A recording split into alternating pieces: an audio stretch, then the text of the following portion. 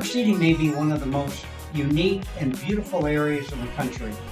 Originally named Harley's Park City, which was shortened to Park City when the town was incorporated in the late 1800s. The community has reinvented itself several times over the years and is now one of the country's most unique summer and winter activity areas. Joining us today to discuss the current real estate market in Park City is Jamie Johnson, Chief Executive Officer, Park City Board of Realtors. Jamie, thank you for taking time to be here. Thank you for having me. We're delighted to have you. Jamie, how long have you been in Park City? So I actually, the end of September, will have been there 4 years. 4 years? Yeah. And where were you before that? I was in Nashville, Tennessee. So I'm a Southern girl, moved here. I was the COO of the Greater Nashville Association of Realtors and came out to Park City to be their CEO.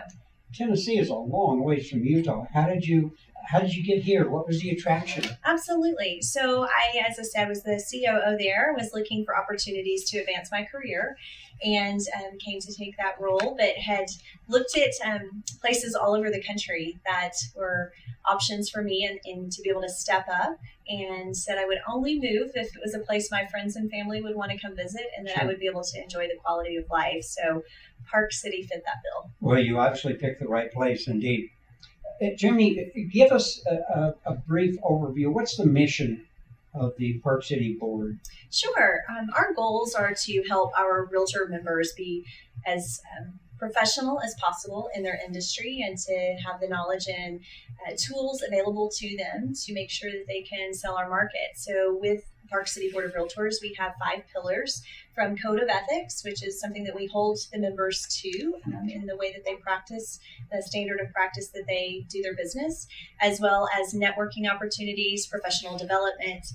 We advocate for real estate issues, so locally with the municipalities and at the state and national level, we have advocacy campaigns that we do and work with our legislators. And then we also have the multiple listing service in Park City. So our multiple listing service is dedicated to Summit and Wasatch County. And specifically, who does the board or the association serve other than real estate agents? Are there other business entities that are part of the association? Absolutely. So we are not only realtor members, but we have appraisers, and then we have what we call affiliate members. So anyone that supports the real estate industry, from mortgage lenders to title companies, inspectors, anything that promotes or helps the industry as a whole. But do you have membership standards, requirements? What are the So there's a membership application fee, and then they have to take a new member orientation course to be a member of the board, as well as to take the Code of Ethics class to make sure that they understand what they're signing up for. And how big is the association? How many members do you have? Sure. Right now, with affiliate members, we're right at 1,400 members. And then for our multiple listing service, we have about 1,750 using the multiple listing service. And for the most part, is that a pretty consistent number, or has it grown over the last few years? Grown drastically. So when I arrived 4 years ago, I think we had 950-ish members, and then probably 1,200 using the MLS. So in the last 4 years, our MLS has grown over 500 members. No kidding. If you had a potential new member come in your office today and say, Jamie, I'm thinking about joining the board. Why should I? What are the benefits of me joining? What would your response be? Sure. Those 5 pillars that I spoke of are ways that we engage in the benefits for our members. That would say was what our value proposition is to them, is that we are going to advocate on their behalf when it comes to legislation or development or growth within our area. And we also are looking at ways that we can help them develop as a professional. So we have professional development courses, which you get to teach one of those for us at our board. Unfortunately, to do that. Yes. And then the networking and getting to know other members. We offer ski days and luncheons. We have, like this month in September, we're going to have a national economist from the National Association of Realtors come to speak to our members about what's going to happen in our upcoming market in the end of 2022 and 2023. Well, I can see that there are many benefits to become a member of the board. Kind of switching the topic for a minute, how would you describe the current economy as it pertains to the real estate market in Park City area? Sure. It has definitely slowed a little, but our property values don't typically see a dip.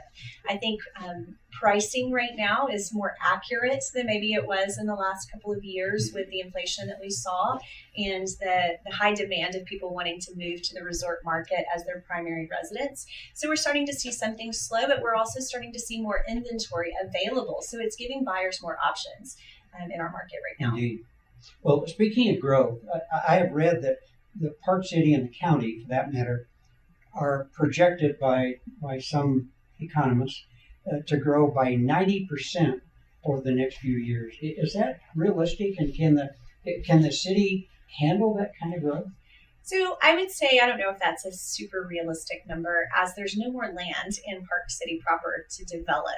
Now, if you move out into the Wasatch County area and the Jordan Basin, you definitely are going to see a lot of growth over the next 20 years. I believe the statistic is somewhere around 15 to 20,000 units have been approved to be built there. And what's driving that further out growth?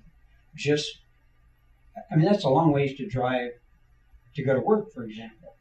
Or are these more second homes or third homes, as the case may be, or we obviously have a very large population of second homeowners in the Wasatch Back, but the pushing out that's where the land is, and that's still a beautiful place, being in the Jordan Basin around the reservoir there, and then having the views of Timpanogos and of Deer Valley from that area is quite a beautiful place to be. Park City's population grew, according to my statistics, 2.5% between 2000 and 2010. I know that's somewhat dated, yet the number of housing units grew by 42%. How do you reconcile those two? I mean, that's incredible growth, but yet we still hear almost daily there's a shortage of housing. Oh, right. Well, and again, a lot of our homes are second homeowners. So you don't get the population growth with a second homeowner because they're not a primary tax or primary resident there to vote and to be a part of what they would call the population. So the second homeowners make up a very large percentage of our community. Is there one or two specific reasons why Park City is experiencing such dynamic growth? Is it skiing? Is it outdoor recreation? What's the motivation? All of the above. So definitely the outdoor life there is something that I think compelled people during COVID to make that jump and to come to a place where they could be outdoors and enjoy their life without having to be close proximity to other individuals when we were in the pandemic. And then I think we saw a lot of people coming there for that purpose to vacation and then decided to make that their home because they could work remotely from another major metropolitan area. Can you give us an idea what the current inventory of homes on the market to sell? That is a great question. I don't know that I know the answer to that right now off the top of my head. To give you an accurate statistic. So. My guess is that it's probably low in relation to demand.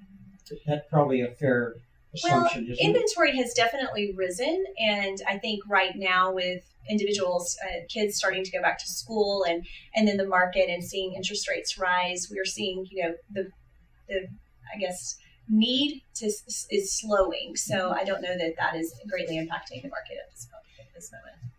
But there's still demand, it sounds like. Absolutely. What can you give us an idea? And some of these statistics I'm probably catching you off guard, but what are the average days on market? Do you know offhand? Right now, of course, it depends. When we look at our areas, we break in our MLS, we break down areas very specifically. So you can have Park City proper or Park City in the Snyderville Basin, or then going out into Wasatch County because we do have data from all of those areas. So if you're looking at the Wasatch Back as a whole, I believe the days on market right now is somewhere in the 40s. Which is still very low for a real estate market. But obviously, we're not seeing as many of those go within a day or 2 days like we did during the COVID days. What would be a reasonable inventory? Would it be 3 months, 6 months? Is that a quantifiable number, or?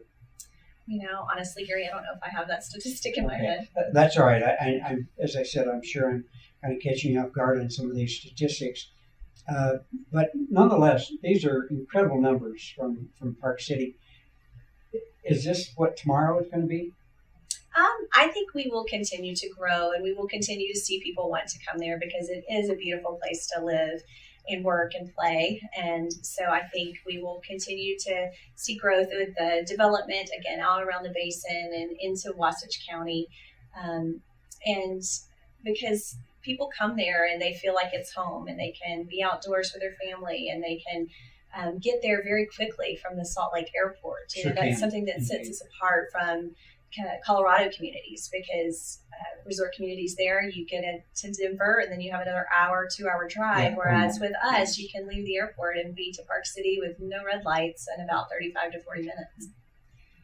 How about the commercial side of the market? Is it kind of waning, or is it still really strong? Yeah, I would say it's slowed down some, and there's not a ton of commercial development up there outside of resorts, and so I think that a lot of the commercial offices across the country have started to slow and to close down and turn into something else. So it's very exciting to see our government giving incentives and tax breaks to individuals who are going to take those commercial units and turn them into residential properties for housing and hopefully to help with affordability.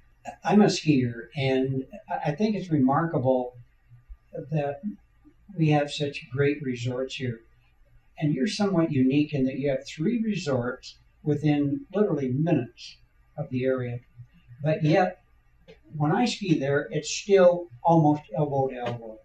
It just doesn't seem like there is an end to the demand.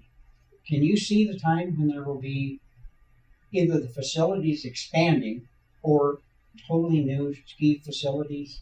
I can't necessarily speak for the developments, but I think obviously Park City Mountain Resort was one of the largest resorts in the country. So if they expand, I don't know what direction they are going to go. I do believe that last year for Park City Mountain and for Vail, they had some issues within their administration and getting lifts open and having some of the runs open that they are going to address this year. And I do feel like that will help spread out individuals across the mountain better. And I think too, no one was anticipating a pandemic. And so I think that obviously, hurt the staffing and it hurt the way that the operations ran for our resorts. But I think it's just going to keep getting better because they learned so much through that time frame. Speaking of the pandemic, none of us can forecast these black swan events, but we're experiencing hopefully the tail end of the pandemic. We have inflation at 9%, gas prices going through the roof, supply chain shortages. Why isn't this impacting Park City as much as it is other parts of our country? Right. Well, in Park City proper, again, right now, our median sale price is still sitting up right at $4 million. So the individuals that are coming to our community typically aren't impacted by interest rates and inflation. They have cash in the bank and they're coming and they're able to enjoy their quality of life there. And it doesn't seem to impact them or our market as much. We do have staffing shortages and issues that we are trying to overcome within our town and just like everywhere else. But I do believe that the amount of wealth that comes to Park City is a big reason why we don't see the hits like the rest of the country does. Well, speaking of income levels, do you feel that you're experiencing or have experienced an acute shortage of low to moderate income housing in the community? And is there a specific strategy that the city or other community leaders are attempting to address? Yes, and I'm glad that you brought that up. So in 2021, we started an initiative with an affordable housing committee where we started getting more engaged in the affordable housing crisis that's occurring in the Wasatch Back and working with municipal leaders. So not only in Park City, but Summit County, Wasatch County, and talking with the entities that are playing a role in that. So we have Mountain Lands Community Housing Trust and Habitat for Humanity, who are both doing some great things. In our city, our municipality is offering affordable housing options, rental assistance through the Christian Center in Park City. And so we got behind some of those initiatives and actually are working right now with Mountain Lands and the Park City Community Foundation to produce an event on September 9th where we are going to raise funds to give back to a project that is in Park City proper. And that project is taking units that have already been deemed for affordable housing and assistance, and they're going to create almost duplicate the same number of units on the property, as well as revitalize the properties that are there. And we just found out this week through a nice grant from a family in Park City that they are going to give us $1 million matching grant. Really? So if everything we raise up to $1 million at our event, they are going to match. And that is going to, again, happen on September 9th at the Utah Movie Studio. And that's in partnership with the Chamber of Commerce, with the city, with the county, all of the entities. And so it's great to see our community coming together and getting behind seeing the need for affordable units in our market and working together to make that happen. Where do you see the affordable housing development trending to? What part of the city? I mean, there's such a shortage, particularly within the city itself, of land. Sure. So one of the things that our municipalities have done is, placed requirements on developers. So it's not just in one specific area. If a development is going in, there's a requirement for a certain amount of units to be affordable or deemed affordable within their development. So anywhere there's a new development, you're going to see affordable units. And then these units that we are going to be putting funds towards are right behind the high school they've been there and they're locally right there in the middle of town on transit. Makes it easy for individuals who work in our community to live there and get to work. You're going to see more coming out of the Jordanelle Basin, and I think it's just going to continue to grow in the entire Wasatch Back to where you see those units being provided. Would you say that the current city leadership is meeting the overall community? Or are they balancing the interests of those individuals that are sort of no growth versus that part of the community that let's continue to build? Yeah, I would say that the part of our town that is wanting to continue to build would be very minute. There's not many people that continue to want growth in Park City. They want it to stay the small town community that it's always been. And so any growth that we have, there's a lot of pushback within our community. I think that's the thing that's so unique about Park City is you have a lot of people who are very, very much care about the community and want to see it remain a tight group of people that care. They look at equity and inclusion and diversity and want to make those key pillars of everything that we do in our area. So we have a lot of philanthropic foundations all across the board in Park City. So people are constantly giving back to the community in a big way. And I think that that's something that's very special about who we are. Well, that has to be a balancing act for the community as a whole. Given the millions of tourists and people that come to the city, is there adequate housing facility for all of them? I've read articles and heard that at peak time, the market's stressed to accommodate everybody. It's not uncommon to have 100% occupancy. Yeah, Gary, honestly, I would have to ask someone with the Lodging Association or with the Chamber for those kind of statistics, as I don't necessarily deal with those on a daily basis. But when I'm in meetings and I hear individuals talk, we've definitely been at 85-90% capacity over the last couple of years as people have been getting out more and coming back to the resort market. Well, that's all positive. Yeah, absolutely. Growth is positive for the most part. What would you say is the single biggest challenge facing real estate agents in Park City today? Oh gosh, that's a great question.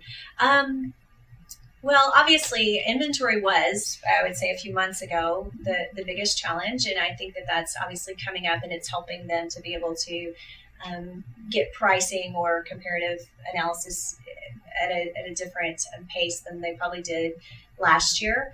But I would say, just the biggest challenge is working together and using individuals in our market who are local experts, because we are a very different community in Park City than the rest of our state, and the type of properties that you're selling in Summit and Wasatch County can be completely different than something that you would sell in the valley. And so having people there that really truly know the market, are educated, and have that knowledge, and I think that's a challenge for some newer individuals coming into our market to try to sell.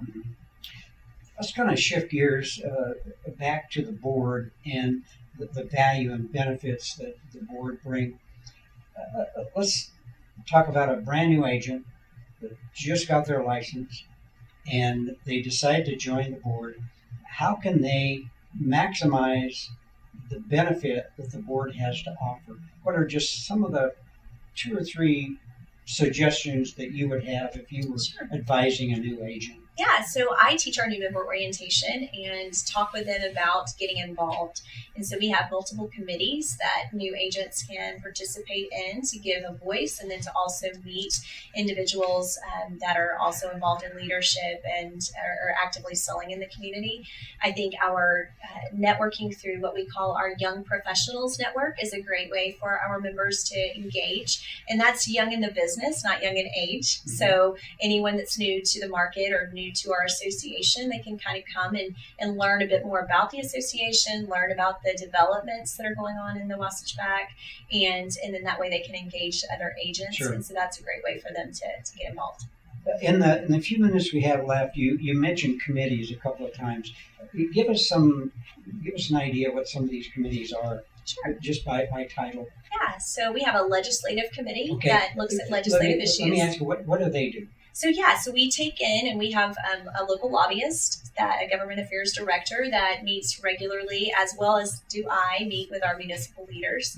And so from our city manager to our city council people, county council, we go to a lot of those county council and city council meetings, planning commission meetings, to find out what's going on in the community. And then we report back to the legislative committee. So you serve as kind of the eyes and ears of the community. Absolutely. And we come in and we talk to the legislative committee, which are made up of realtor members, and talk to them about what issues are out there and how we should maybe get support or maybe defend our position to the city on something pertaining to housing. Mm-hmm. So we're only going to look at legislative issues that pertain to housing and short-term rentals, fractional ownership, some of the things that are perplexing us right now in the Wasatch Back. So we talk with them about that, and we get a recommendation from that committee as to if maybe we should take a stance on something, or if we should be silent, if we should just monitor an issue.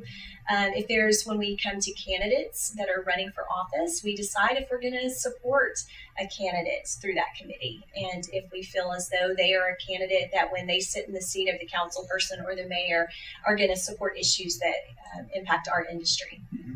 And what are a couple of other committees? Yeah. So we also have what we call the Realtor Political Action Committee, and that is an opportunity to raise support or investments for what we do within the legislative areas. So those are lobbying dollars that we can spend to support candidates that are in our court, per se. And so the RPAC committee raises funds and gets investments from our membership and puts on events for that purpose. We also have a social committee who put together the events that we do, our luncheons and our networking opportunities, social hours, that kind of thing. And then we have a finance committee that oversees our finances and makes recommendations. So basically all of our committees would make recommendations to our board of directors for final approval on anything that we do as an association. So the committees, again, act as sort of the liaison to the masses, accumulating information, as well as providing services, and that's passed through you and others back into the appropriate conduits through which you communicate. Is the legislative effort, is that consistent with all boards throughout the state? throughout the country, for that matter? It is. It's so in trade associations, one of the great things that we have as American citizens is that we can lobby for rights or for issues, and that is a key component for every trade association across the country. We are fortunately a part of the largest trade association in the country, with the National Association of Realtors having 1.6 million members in their membership. So it's a key voice in DC. When we come to the table, the legislators listen. Do you have an agenda ready for this year's legislative when they convene? So for the National Association, not yet. Typically, we go and we do what we call Realtor Day on the Hill the first week of May every year in DC. And we take our leadership from the Park City Board and we get to go in and we get to sit down, and we do have typically talking points at that point that we discuss with them about policies that are coming through that we really want their support on, or that we want them to vote down. Sure. So we do that there. And then here at the state, we have an incredible team at the state association. So with the Utah Association of Realtors, and our CEO there, Chris Kyler, who is a lobbyist as well here in the state. And he has a huge voice on the Hill here locally or at the state level. What are a couple of the issues, state level issues, that are important to you? So right now, short-term rentals and how local municipalities can regulate those and enforce their code or their regulations is a big thing that we are talking with the state about at this point, because we feel as though we would like to see the local municipalities have the power to work through short-term rentals in the way that is best for them, whenever every community in our state is very different. So hoping that we can have input on that is going to be a big thing that we're going to be talking a lot about over the next few months before the session next year. That sounds like that's perhaps an area of somewhat controversy in the city, whether it's short-term rentals, whether it's minimum 30 days overnight. Is that a correct assumption? That yeah, you have some people who don't want a short-term rental right next door to them, and so they're saying, well, my property right and is that I have my own home and I don't want that to be next door. But then the person who owns it and wants to make money or investment off of a property through short-term rentals is has the right to do that as well, as long as there's no regulation from an HOA or CC&Rs for that development. So we try to balance that in our community to where the resort areas are. And we are constantly working with planning and looking at zoning that hopefully benefits the community as a whole. Jamie, we have time for one more question. I want you to put your soothsayer's hat on and be able to forecast out with like 99% accuracy. What do you see the market for the rest of this year and into 2023? So I think this year, I don't know that I think we're going to see a slowdown. Last year in the Wasatch Back, we sold $5.8 billion worth of real estate. Really? This year so far, I think we're already right at $2.6 billion, and we're at the middle of the year. So I don't know that I see that we're going to slow down drastically.